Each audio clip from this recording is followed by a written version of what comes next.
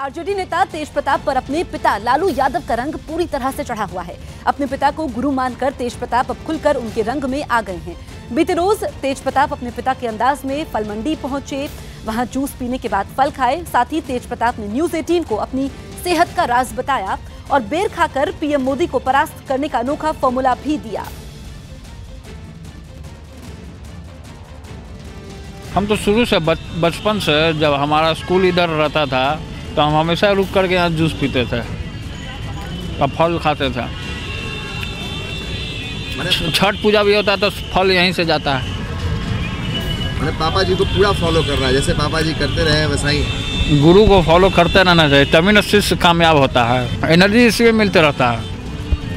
अगर हमको भी तो कुछ चाहिए होता है, इसी में हो जाता है, पूरा दिन काम निकल जाता है मेरा। वीडियो पर इसके बाद शुरू हो जाते हैं। हाँ, राम जी खाए थे बैर, सबरी खिलाई थी, जूठा बैर, और लंका में जा कर के रावण का वध किया था उन्होंने। और यही वाला जो बैर है, यही खा करके मोदी जी को परास्त कर देना है।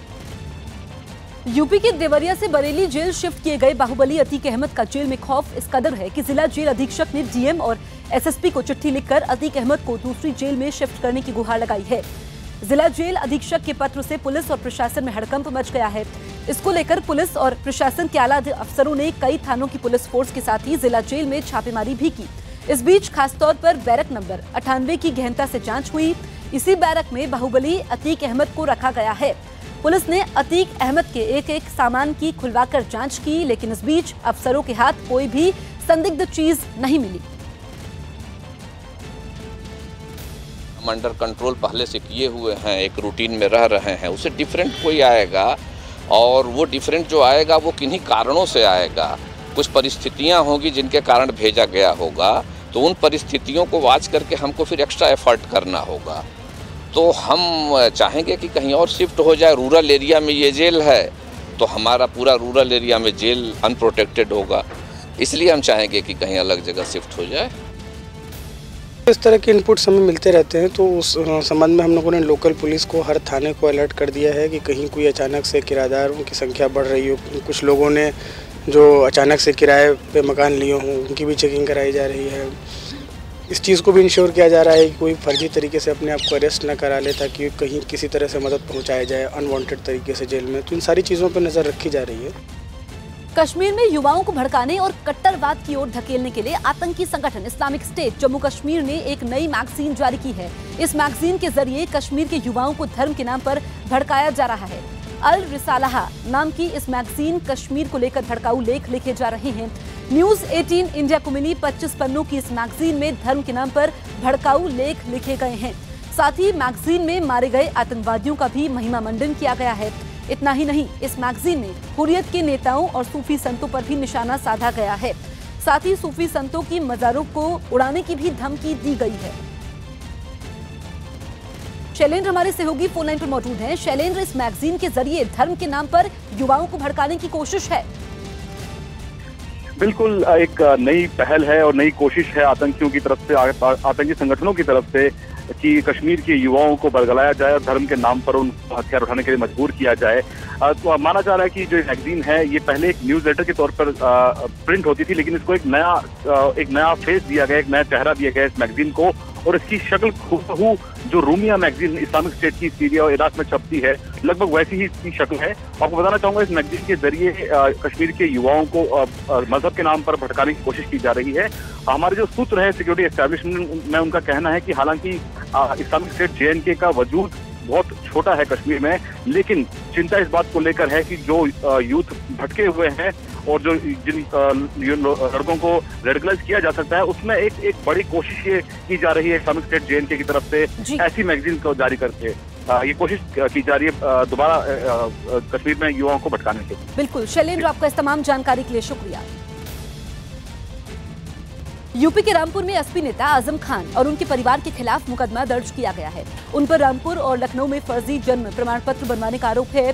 बीजेपी नेता आकाश सक्सेना की शिकायत पर मुकदमा दर्ज किया गया है। आरोपों के मुताबिक आजम खान और उनकी पत्नी ने अपने बेटे अब्दुल्ला खान का रामपुर से एक, जबकि 2015 में लखनऊ नगर निगम से दूसरा जन्म प्रमाण पत्र बनवाया। पुलिस ने आजम खान और उनके परिवार पर धोखाधड़ी का मुकदमा दर्ज किया है। मैंने जो शिकायत की गई थी वो बिल्कुल सही पाई गई और उस पर आज थानागंज में संबंधित धाराओं में मुकदमा दर्ज किया गया है। मुझे पूरी उम्मीद है न्यायपालिका पर कि ऐसे किए गए कृत्य पर कड़ी से कड़ी कार्रवाई की। इसमें तीनों के खिलाफ मुकदमा दर्ज हुआ है। 420, 467, 468, 471 ऐसी संबंधित धाराएं हैं। एनआईए ने मेरठ से नईम नाम के एक संदिग्ध को हिरासत में लिया है। नईम को एनआईए दिल्ली ले आई है। नईम पर आतंकवादियों को हथियार सप्लाई करने का आरोप है। संदिग्ध नईम मेरठ के किठौर के राधना गांव का रहने वाला है। यूपी के मुजफ्फरनगर में बीजेपी विधायक विक्रम सैनी ने मध्य प्रदेश में वंदे मातरम गाने को लेकर उठे विवाद पर एक विवादित बयान दे दिया। उन्होंने वंदे मातरम नहीं बोलने वालों को देशद्रोही करार दिया और मंत्री बन जाने पर उन लोगों को बम से उड़ाने की चेतावनी भी दे दी। मैंने कह दिया मुझे अगर सरकार मंत्रालय दे दो मुझे बम रख के फोड़ दूंगा, एक भी नहीं रहने का। ये बहुत जरूरी है भाई। कौन है वे जिंदा यहाँ, वे देश छोड़ के चले जाएं। दिल्ली के मोती नगर इलाके में गुरुवार रात पंखे बनाने वाली 3 मंजिला फैक्ट्री में सिलेंडर में धमाका होने से 7 लोगों की मौत हो गई। कई लोग घायल हो गए। धमाके के बाद फैक्ट्री की छत और एक दीवार भी गिर गई, जिसके मलबे में कुछ लोग दब गए। कुछ और लोग भी मलबे में दबे हो सकते हैं, जिन्हें निकालने के लिए देर रात से राहत और बचाव का काम जारी है। Chief fire officer Atul Garg के मुताबिक फैक्ट्री में ऊपरी मंजिल पर एक सिलेंडर रखा हुआ था, जिसके फटने से हादसा हुआ। चश्मदीदों के मुताबिक जिस वक्त वहां धमाका हुआ उस वक्त कुछ लोग वहां सो रहे थे। फैक्ट्री की छत उन पर गिर पड़ी, जिससे वो भी मलबे के नीचे दब गए। आसपास की कुछ और इमारतों और मकानों को भी नुकसान पहुंचा। इसी इलाके में कुछ दिन पहले अवैध फैक्ट्रियों की सीलिंग भी हुई थी। इस फैक्ट्री के आसपास की भी कुछ इमारतों को सील किया गया है। मौका वारदात पे भी मैं था। मैंने हम सबकी दिल्ली पुलिस मैनेजमेंट की, डिजास्टर मैनेजमेंट, सिविल डिफेंस सबकी मदद से हमने लोग जो विक्टिम्स थे उनको हमने बाहर निकाला। अभी हमने उनको आगे हॉस्पिटल में इमरजेंसी में रेफर किया, जिसमें 2 बच्चे थे, एक लेडीज थी और लगभग कोई 5 से 6 जो थे आदमी थे। लगभग उनकी उम्र 35 से 40 वर्ष रही होगी। हम लोग नीचे थे, ऊपर साथ सिलेंडर का भट्टी फट गई, हम नीचे गिर गए। हम नीचे काम कर रहे थे, ऊपर बस बिल्डिंग ही गिर गई, ऊपर नीचे। अच्छा। महाराष्ट्र में पुणे सतारा हाईवे पर टैंकर पलट गया, जिसके बाद उसमें आग लग गई। दमकल ने आग पर काबू पाने की कोशिश की, लेकिन तब तक पूरा टैंकर जलकर राख हो चुका था।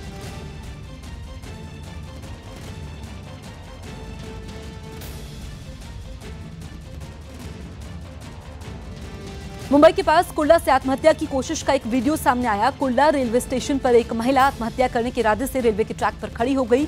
सामने से ट्रेन आ रही थी, जिसको देखकर लोगों की भीड़ प्लेटफॉर्म पर जुट गई। लोग उसे ट्रैक से हटने के लिए कहते रहे। तभी ट्रेन महिला के काफी करीब आ गई, लेकिन तब तक कुछ लोग ट्रैक पर कूदे और महिला को वहां से हटाकर उसे बचा लिया।